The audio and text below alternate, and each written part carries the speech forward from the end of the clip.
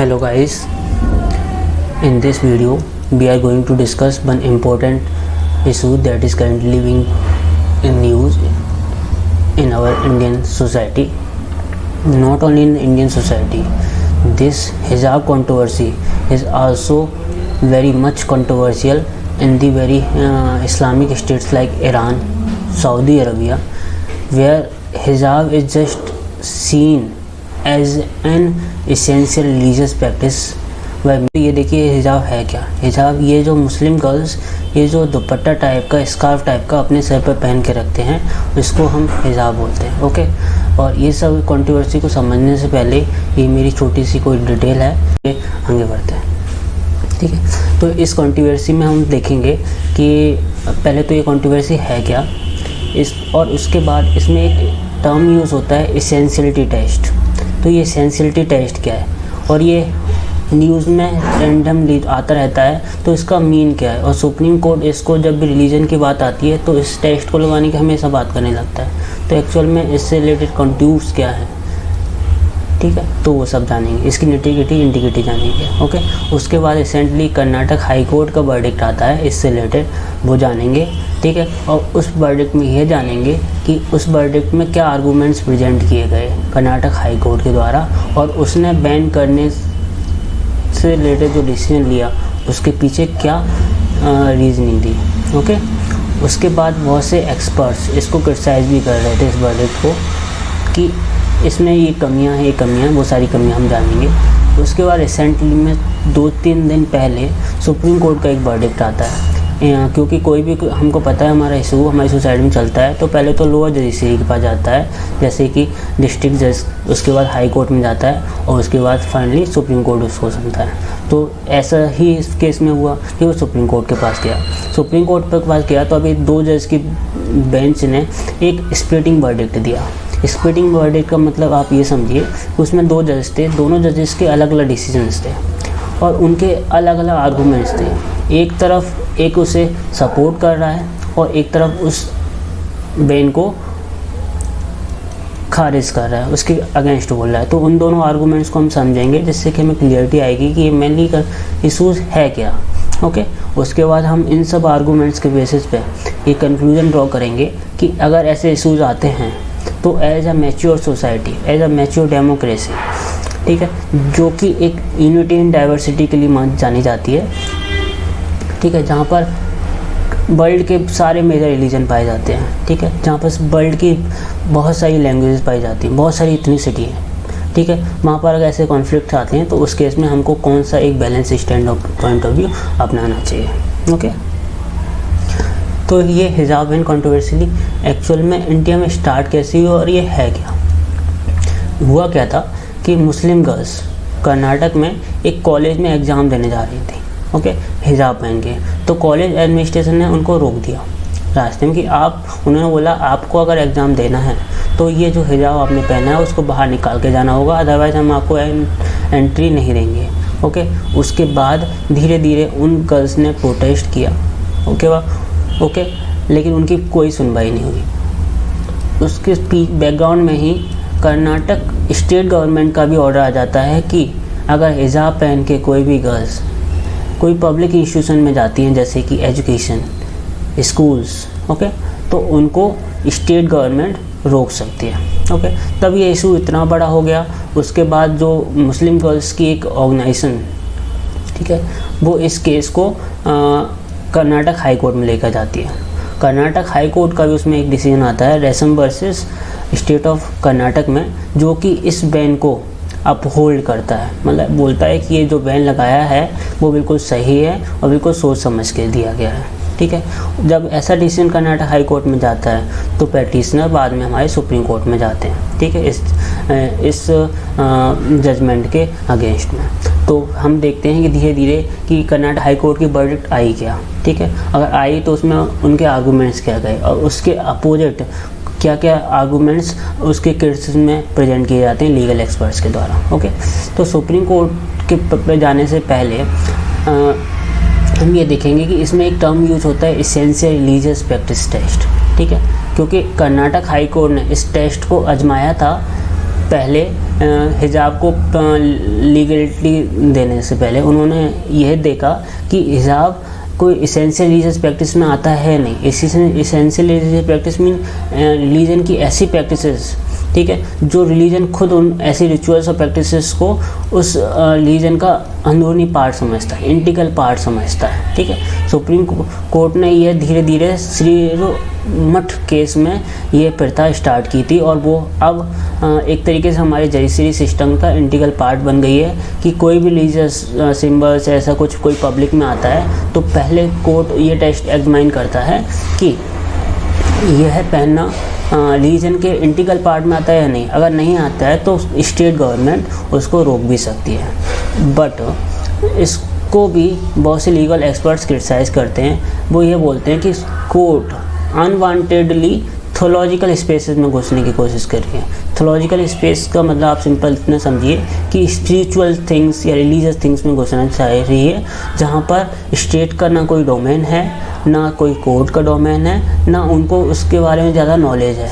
आप ये समझिए कि स्टेट और कोर्ट को रिलीजन के बारे में ऐसा कैसे पता चलेगा कि ये एसेंशियल रिलीजियस प्रैक्टिस है या नहीं, ओके। और स्टेट को कोई एक्सपर्टीज़ भी नहीं है क्योंकि उनको इतना ज़्यादा ग्रंथ वगैरह इनके बारे में कोई नॉलेज नहीं होती है, ओके। साथ में एक आर्गूमेंट और प्रेजेंट किया जाता है कि कोर्ट सिर्फ इतना देखे कि कौन सी प्रैक्टिसेस पब्लिक ऑर्डर को डिस्टर्ब करे, ना कि ये देखे कौन सा एसेंशियल है या नहीं, ठीक है। अगर पब्लिक ऑर्डर की बात आती है तो ये आर्टिकल 19 में कुछ रीजनेबल रेस्ट्रिक्शंस की बात करते हैं। आर्टिकल 19 आपको पता ही होगा, right to freedom of speech and expression आता है। उसमें कुछ रीजनेबल रेस्ट्रिक्शंस होती हैं जो कि public order, decency, morality, health, इसके बेस पे लगाई जा सकती है। अगर इन बेसिस पे वो अगर खड़ा उतरता है तो हाँ, सुप्रीम कोर्ट ये सारी चीज़ देख सकता है। बट ये कहाँ से लीगल हो गया कि वो ये डिटरमाइन करे कि कौन सा रीजन की प्रैक्टिस ज़रूरी है या नहीं, ओके। तो इन दो बेसिस पे इस टेस्ट को भी क्रिटिसाइज़ किया जाता है, ओके। अब हम देखते हैं कि कर्नाटक हाई कोर्ट की वर्डिक्ट क्या रहा। कर्नाटक हाई कोर्ट ने वर्डिक्ट दिया कि हिजाब पहनना कोई भी एसेंशियल रिलीजियस प्रैक्टिस में नहीं आता है। जो हमने अभी डिस्कस किया एसेंशियल रिलीजियस प्रैक्टिस होता है क्या, तो उसने मना कर दिया कि इस्लाम में कहीं भी किसी भी बुक में ये नहीं लिखा गया कि हिजाब पहनना ज़रूरी है, ओके। दूसरा, हाई कोर्ट के वर्डिक्ट में ये बोला कि government order of uniform does not violate any fundamental right. Petitioners बोलते हैं कि हमारा right to education, right to privacy, right to equality, ये सब वायलेट हो रहे हैं, ठीक है। जब हम अपना हिजाब को अगर आप हमको पहनने से रोक रहे हैं तो, लेकिन हाई कोर्ट ने इन सारे दलीलों को और इन सारे आर्गूमेंट्स को कैंसिल कर दिया कि ऐसा कुछ नहीं हो रहा है, क्योंकि जो स्कूल की यूनिफॉर्म पहनना ये रीजनल रेस्ट्रिक्शंस के अंदर आती है। साथ में हाई कोर्ट ये भी बोलता है कि ये हार्मनी और कॉमन ब्रदरहुड को प्रमोट करेगा। कैसे? क्योंकि जब बच्चे लोग सब एक जैसे यूनिफॉर्म पहन के जाएंगे, एक जैसे दिखेंगे, तो वो एक तरीके से कोई भी डिफरेंस नहीं अपने आप में समझेंगे और वो फ्रेटर्निटी को प्रमोट करेंगे। ये कर्नाटक हाई कोर्ट के आर्गूमेंट्स थे। तो उसी तरफ बहुत से लीगल एक्सपर्ट्स इसको क्रिटिसाइज भी कर रहे थे। क्रिटिसाइज किस बेसिस पर कर रहे थे? वो ये बोल रहे थे कि इंडिविजुअल राइट्स को इग्नोर कर दिया इस वर्डिक्ट में। आपने सिर्फ ये देखा कि पब्लिक ऑर्डर, इक्वलिटी मेंटेन करना है हमको, ठीक है, ये सब कुछ मेंटेन करना, लेकिन right to wear something is comes under also people right to choice, is comes also people right to wear whatever they want to. State can't decide कि what they have to wear, what they do not have to wear.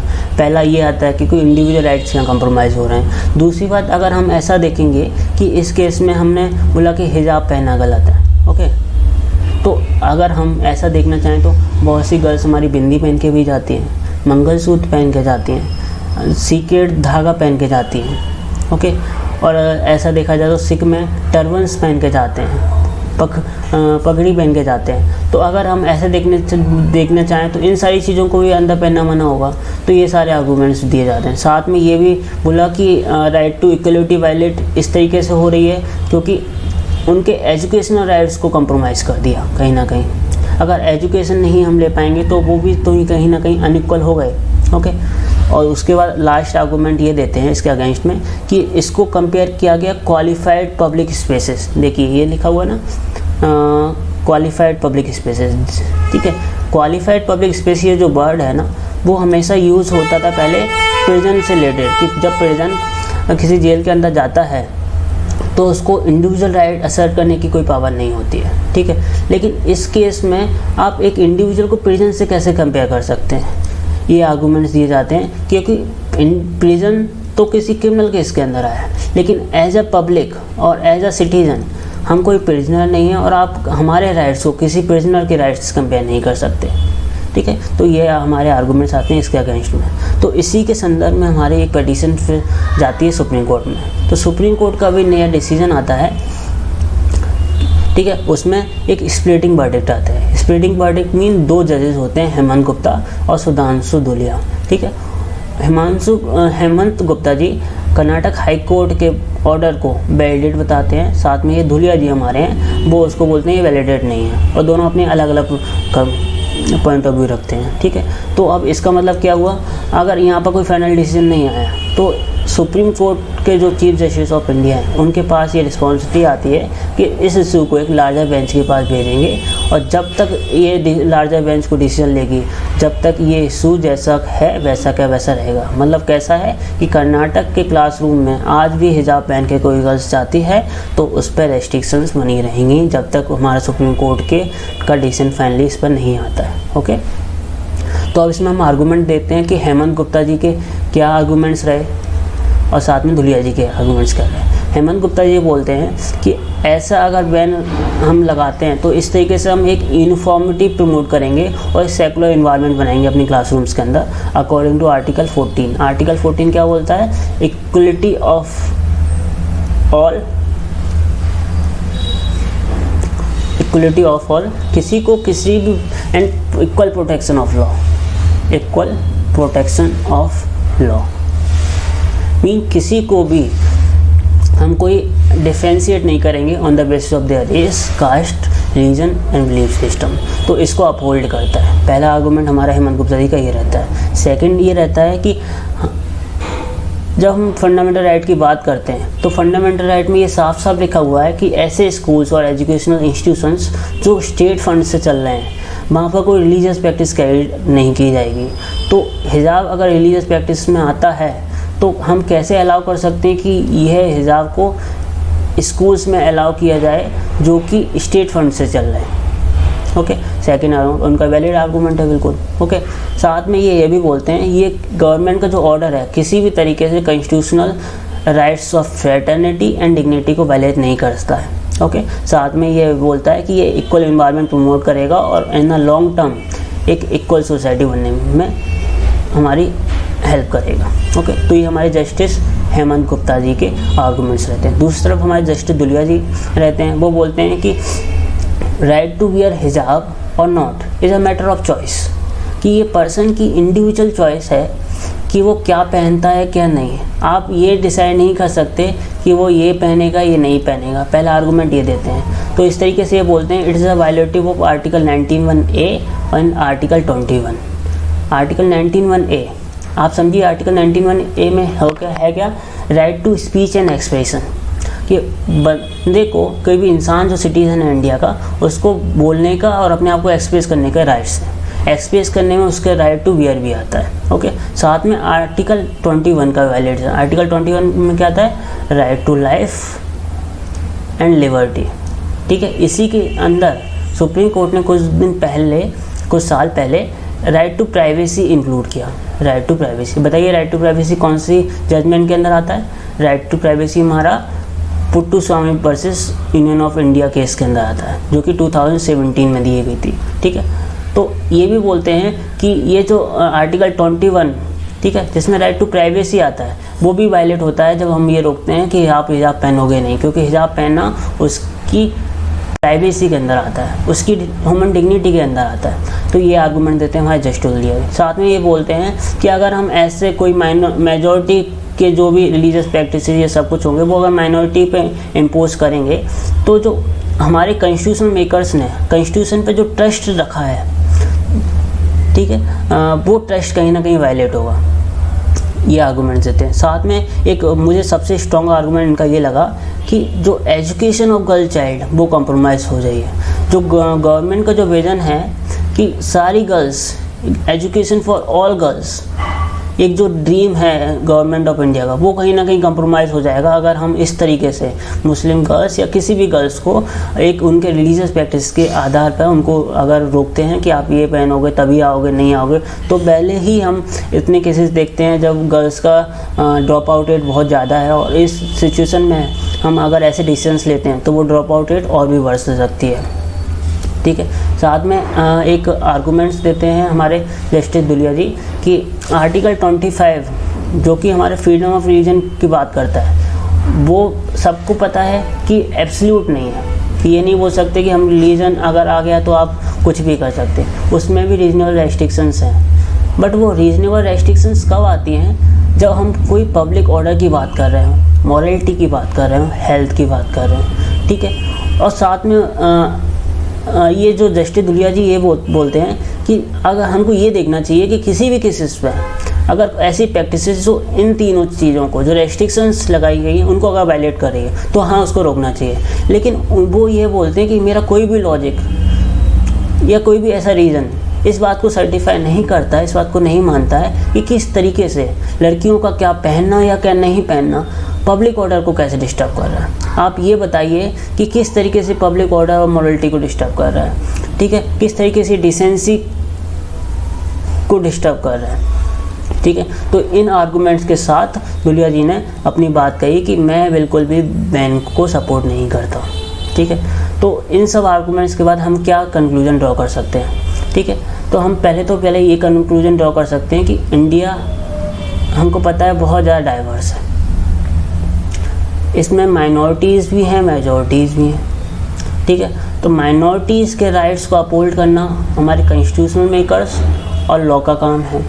ठीक है, साथ में minorities हैं तो बहुत सारी diverse practices भी होंगी और उनमें बहुत सारी वीकनेसेस भी होंगी और उनमें बहुत सारी अच्छी प्रैक्टिसेस भी होंगी, गुड प्रैक्टिसेस भी होंगी। इन वीकनेसेस को हम लॉ के थ्रू इम्पोज नहीं कर सकते कि हाँ आपके जो हिजाब प्रैक्टिसेस है वो गलत है, बैकवर्ड है, गर्ल्स को एम्पावर नहीं कर रही है, कंजर्वेटिव आउटलुक है। अगर आपने ऐसा किया तो आप क्या कर रहे हैं, उन गर्ल्स जो कि पहले से ही मार्जिनल सोसाइटी में उनको बहुत कम अपॉर्चुनिटी दी गई है एजुकेशन की, और उनको अगर एजुकेशन से और ज़्यादा रोका जाएगा तो वो कभी भी अपने आप को एम्पावर नहीं कर पाएंगे और वो डिसएम्पावर्ड रह जाएंगी। और हम इस तरीके से अगर इम्पोज कोई चीज़ करेंगे तो वो और ज़्यादा मार्जिनलाइज्ड होंगी और वह हमारे ऑल इंडिया इंक्लूसिव गोल है उसके लिए नेगेटिव है। ठीक है, तो ये बैकफायर, ये जैसे कि लिखा हुआ ना, ये बैकफायर भी कर सकती है राइट टू एजुकेशन को और जो सिस्टम है। और ये जो हमारी कंजर्वेटिव फैमिलीज़ हैं, कुछ मुस्लिम्स में या फिर बहुत सारे रिलीजन में ऐसी कंजर्वेटिव फैमिली होती हैं, वो इन कंडीशंस पे ही गर्ल चाइल्ड को स्कूल और एजुकेशन में पहुंचती हैं कि आप इन कंडीशंस को फुलफिल करोगे। ठीक है, अगर स्टेट गवर्नमेंट इस पर बोले कि नहीं ऐसा नहीं है तो अपनी गर्ल चाइल्ड को वो एजुकेशन से वंचित कर सकते हैं, तो ये स्टेट्स के जो गोल्स हैं उनको कंप्रोमाइज़ कर देंगी। ठीक है, तो हमको एक रीजनेबल अकोमोडेशन की ज़रूरत है कि जहाँ पर हम इक्वलिटी को भी प्रमोट कर सकें, माइनॉरिटी राइट्स को भी प्रिजर्व कर सकें, एजुकेशनल राइट्स और इंडिविजुअल राइट्स सारी चीज़ों को ख्याल में रख सकें और एक बैलेंस स्टैंड की ज़रूरत है। ठीक है, और इस सब में हमको ये ध्यान में रखना चाहिए कि राइट टू रिलीजन क्यों ज़रूरी है। राइट टू रिलीजन इसलिए ज़रूरी है क्योंकि रिलीजन ज़रूरी नहीं है, बिकॉज फ्रीडम ज़रूरी है और रिलीजन एक फ्रीडम का एक पार्ट है। अगर इंडिविजुअल अपने आप को एक्सप्रेस नहीं कर पा रहा है, फील नहीं कर पा रहा है, जो भी प्रैक्टिसेस उनको अपना नहीं पा रहा है, तो वो सिर्फ उसके रिलीजन नहीं, उसकी आइडेंटिटी को लिए खतरा है। ओके, तो इस तरीके से हमको उसके राइट ऑफ रिलीजन को भी रिस्पेक्ट देनी चाहिए।